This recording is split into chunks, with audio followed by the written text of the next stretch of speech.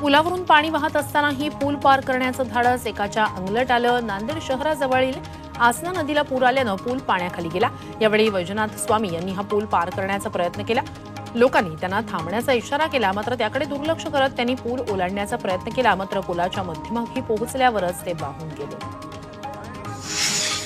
हिंगोलीच्या औंढ्याच्या पिंपळदरी इथे पुरात वाहून गेलेलं लाकडं गोळा करण्यासाठी पुरात उतरणं पिंपळदरीच्या सोनू रिठे या व्यक्तीच्या अंगाशी आलंय। लाकूड बांधून ठेवण्यासाठी तो दोरी घेऊन पाण्यात उतरला। यावेळी लाकूड मोडल्यानं रिठे पाण्याच्या प्रवाहात वाहून गेला। वाहून जात असल्याचं लक्षात येताच तिथल्या उपस्थितांनी त्याला बाहेर काढलं। हिंगोली जिल्ह्यात पावसानं धुमाकूळ घातलाय। औंढा नागनाथ तालुक्यातील मधुमती नदीला पूर आलाय। पुरामुळे नदीकाठावरील शेतात मोठ्या प्रमाणात पावसाचं पाणी साचलंय। यात एका शेतातील झाडावर अडकलेल्या तिघांना 60 वर्षीय शेतकऱ्यानं जीव धोक्यात घालून वाचवलं। वाशिममधील एक तरुण पुराच्या पाण्यात वाहून गेला। जिल्ह्यात 2 दिवसापासून मुसळधार पाऊस सुरू आहे, त्यामुळे अडाण नदीला पूर आलाय। नदीच्या पुलावरून वाहणाऱ्या पाण्यात तरुणानं उडी मारली, मात्र पाण्याचा वेग प्रचंड असल्यानं त्याला बाहेर निघता आलं नाही। आपत्ती व्यवस्थापन पथकाकडून त्याचा शोध सुरू आहे। पावसामुळे नांदेड शहर जलमय झालंय। पावसाचं पाणी नांदेड शहरातल्या अनेक सखल भागांमध्ये शिरलंय। श्रावस्तीनगर आणि सादत नगरमध्ये अनेकांच्या घरात पाणी शिरलंय। या भागातील घरांमध्ये 2 दिवसापासून पाणी साचलेलंच आहे, त्यामुळे नागरिकांना घराच्या छतावरच राहावं लागतंय। मराठवाड्यातील विविध जिल्ह्यांमध्ये झालेल्या अतिवृष्टीचा उपमुख्यमंत्री देवेंद्र फडणवीस यांनी आढावा घेतला। तसंच नुकसानीचे तात्काळ पंचनामे करण्याचे निर्देश विभागीय आयुक्तांना दिले। हिंगोली, जालना, परभणीत काल रात्री जोरदार पाऊस झाला, त्यामुळे शेतीसह मोठ्या प्रमाणात नुकसान झालं। अकोला जिल्ह्यातील काटेपूर्णा धरणाचे 6 दरवाजे उघडण्यात आले। जोरदार पाऊस झाल्यानं धरणात 96% पाणीसाठा उपलब्ध आहे। धरणातून पाण्याचा विसर्ग वाढवल्यानं नदीकाठच्या गावांना सतर्कतेचा इशारा देण्यात आला। परभणीतील निम्न दुधना प्रकल्पाचे 4 दरवाजे अर्ध्या मीटरनं उघडण्यात आले। सध्या नदीपात्रात 6528 क्युसेकनं पाण्याचा विसर्ग सुरू आहे। पाण्याची आवक वाढल्यास विसर्गात वाढ केली जाणार आहे, त्यामुळे नदीकाठच्या गावांना सतर्कतेचा इशारा देण्यात आला आहे। नवी मुंबई एपीएमसी मार्केटमध्ये कोथिंबिरीचे दर गगनाला भिडलेत। कोथिंबिरीच्या दरानं 100 ओलांडली। राज्यात मोठ्या प्रमाणात पाऊस पडल्यानं यंदा कोथिंबिरीचं उत्पादन घटलंय, याचा परिणाम कोथिंबिरीच्या दरावर होतोय। एपीएमसी मार्केटमध्ये कोथिंबिरीचे दर 50 रुपयांपासून 200 रुपयांपर्यंत आहेत। पवन मावळमध्ये यंदा चांगला पाऊस झाल्यानं 4सूत्री पद्धतीनं लावलेलं इंद्रायणी भात पीक चांगलंच बहरलंय। सध्या शेतकरी भात पिकात आलेलं वाढीव गवत काढण्याच्या कामात व्यस्त आहे। यावर्षी भात पिकाच्या उत्पादनात वाढ होईल अशी अपेक्षा शेतकऱ्यांनी व्यक्त केली आहे, त्यामुळे शेतकरी वर्गात समाधानाचं वातावरण आहे। कल्याण शहर सार्वजनिक गणेशोत्सव महामंडळाच्या शिष्टमंडळानं केडीएमसी आयुक्तांची भेट घेतली आहे। रस्त्यावर पडलेले खड्डे, अस्वच्छता आणि इतर महत्त्वाच्या विषयांवर केडीएमसीकडून अतिशय संथपणे कामं सुरू आहेत। याबाबत महामंडळाच्या पदाधिकाऱ्यांनी नाराजी व्यक्त केली। सटाणा तालुक्यातील मोरेनगर गावातील शेतकरी व्यंगचित्रकार किरण मोरे यांनी बैलपोळा सणानिमित्तानं शेतकरी सर्जाराजाला वंदन करतानाचं चित्र घुंगरावर काढलं। अतिवृष्टी, गारपीट, पीक कर्ज, पीक विमा, आयात निर्यात धोरण, लूट, अस्मानी सुलतानीचा पट्टा कायम शेतकऱ्याच्या गळात असतो, तो लवकर सुटू दे आणि बळीराजाचं राज्य येऊ दे असा संदेश या माध्यमातून देण्यात आला। नाशिक मध्य विधानसभेवर अजित पवार गटानं दावा केलाय। सध्या महायुतीत नाशिक मध्य मतदारसंघ भाजपकडे आहे। या जागेवर अजित पवारांच्या राष्ट्रवादीनं दावा केल्यानं महायुतीत वादाची ठिणगी पडण्याची शक्यता आहे। कर्जतमध्ये अजित पवारांच्या पक्षाला मोठा धक्का बसलाय। प्रदेशाध्यक्ष खासदार सुनील तटकरेंचे समर्थक आणि अजित पवारांच्या राष्ट्रवादी काँग्रेसचे जिल्हा कार्याध्यक्ष हनुमंत पिंगळे यांनी शिवसेना शिंदे पक्षात प्रवेश केलाय। मात्र कर्जतमध्ये अजित पवार शिंदे पक्ष दोघांमध्ये 2 मित्र पक्षांमध्ये संघर्ष सुरू आहे। अजित पवार, सुनील तटकरे आणि रामराजे निंबाळकर यांच्या उपस्थितीत फलटणमध्ये राष्ट्रवादी अजित पवार पक्षाची बैठक पार पडली। बैठकीत कार्यकर्त्यांकडून भाजपच्या नेत्यांवर गंभीर आरोप करण्यात आले, त्यामुळे अमित शहा, फडणवीस आणि बावनकुळे यांच्याशी चर्चा करून मार्ग काढू अशी ग्वाही अजित पवारांनी दिली। एकीकडे रामराजे नाईक निंबाळकर यांनी तुतारी हाती घेण्याचा इशारा दिलाय, तर दुसरीकडे फलटणमधील कार्यक्रमात रामराजे निंबाळकर आणि अजित पवार एकाच मंचावर आले, त्यामुळे राजकीय वर्तुळात वेगवेगळ्या चर्चा रंगल्या। अजित पवारांनी सुप्रिया सुळेंचं नाव न घेता त्यांनी केलेल्या टीकेला प्रत्युत्तर दिलंय. दूधवालाही सकाळी लवकर उठतो असा टोला सुळेंनी लगावला होता. त्यांच्या बोलण्यानं, त्यांच्या टीकेनं आपल्या अंगाला भोक पडत नाही तसं पलटवार अजित पवारांनी नाव न घेता सुप्रिया सुळेंवर केला. मालवणमधील छत्रपती शिवाजी महाराजांचा पुतळा कोसळल्याच्या पार्श्वभूमीवर नारायण राणे यांनी पत्रकार परिषद घेतली.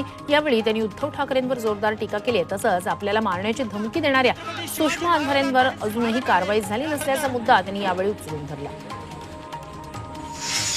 मुंबई उत्तर पश्चिम मतदारसंघाचे खासदार रवींद्र वायकर यांना मुंबई हायकोर्टाकडून 4 आठवड्यांची मुदत देण्यात आली आहे. लोकसभा निवडणुकीत वायकरांचे प्रतिस्पर्धी असलेले अमोल कीर्तीकर यांनी हायकोर्टात याचिका दाखल केली होती. या याचिकेला उत्तर देण्यासाठी वायकरांना मुदत देण्यात आली आहे.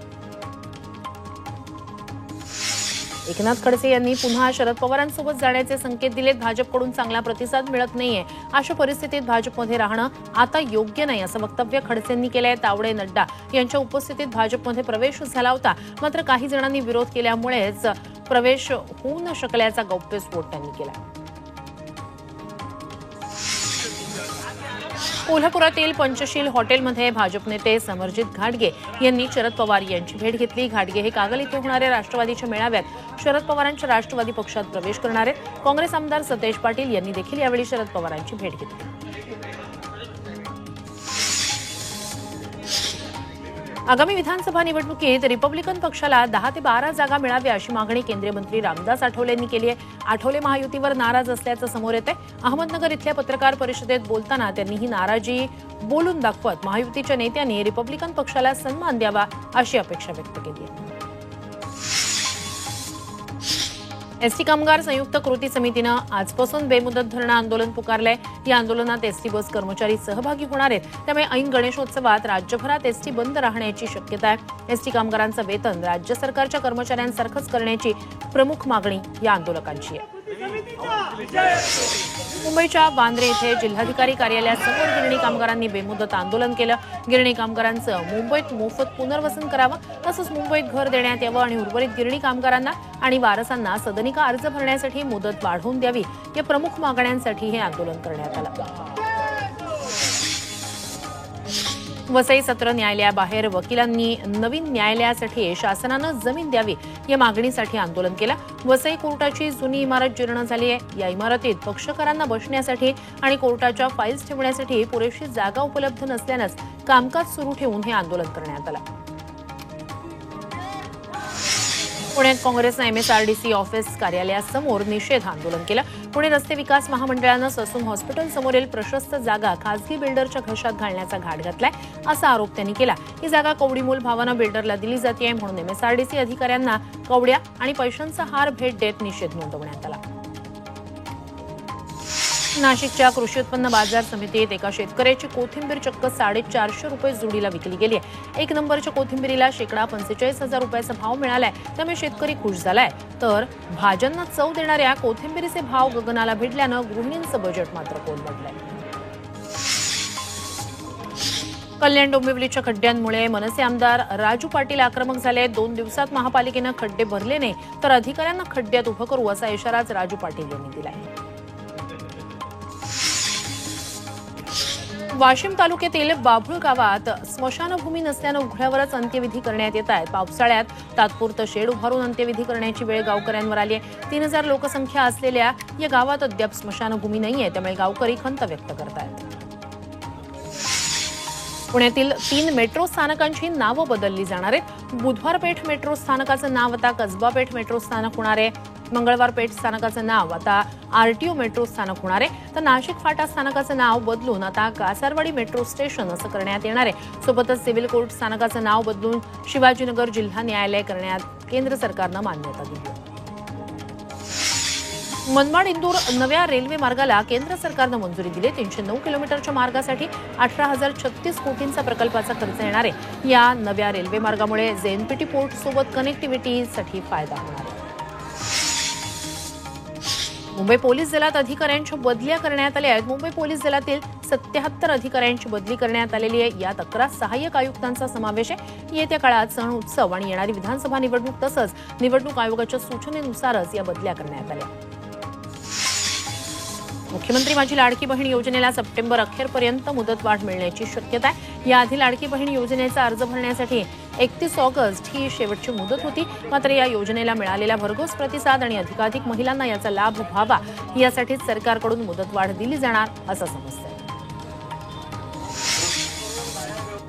आनंदाचा शिधा कंत्राट प्रकरणी राज्य सरकारला हायकोर्टाकडून मोठा दिलासा मिळालाय। त्यामुळे गणेशोत्सवानिमित्तानं जनतेला आनंदाचा शिधा वाटण्याचा सरकारचा मार्ग मोकळा झालाय। कंत्राट देताना सर्व अटींची पूर्तता केल्याच्या सरकारच्या भूमिकेवर हायकोर्टानं सहमती दर्शवली।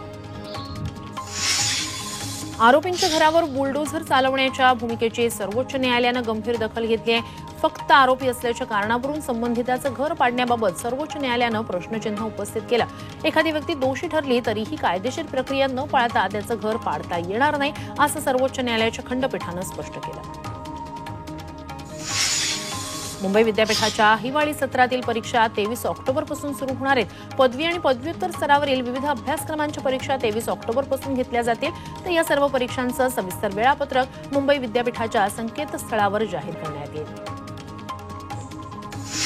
गोंदियात वन्य प्राण्यांची शिकार करणाऱ्या एका टोळीला वन विभागानं अटक केली। यावेळी आरोपींकडे चितळ आणि रानडुकराचं मांस आढळून आलेलं आहे। यासह लोखंडी सळई, फासे, 2 बंदुकाही आरोपींकडून जप्त करण्यात आल्यात। या प्रकरणी 4 आरोपींना ताब्यात घेतलं गेलंय।